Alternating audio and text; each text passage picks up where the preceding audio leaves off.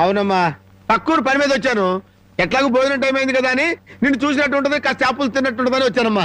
చేపల పులుసా? చేపలుసు కాకపోతే చింతకాయ పచ్చడమ్మా. నీ చేత్తో ఏం చేసినా బ్రహ్మాండంగా ఉంటది. అది కాదు నువ్వు కూర్చోమ్మా, నాకేం కొత్త ఏంటి, నేను వెళ్ళి చూసుకుంటాను కదా.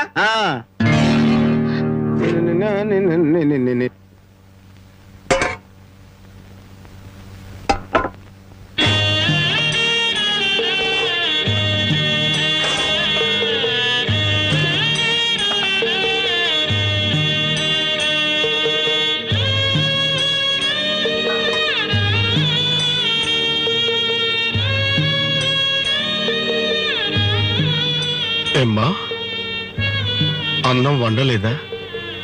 వండటానికి ఏమీ లేదా?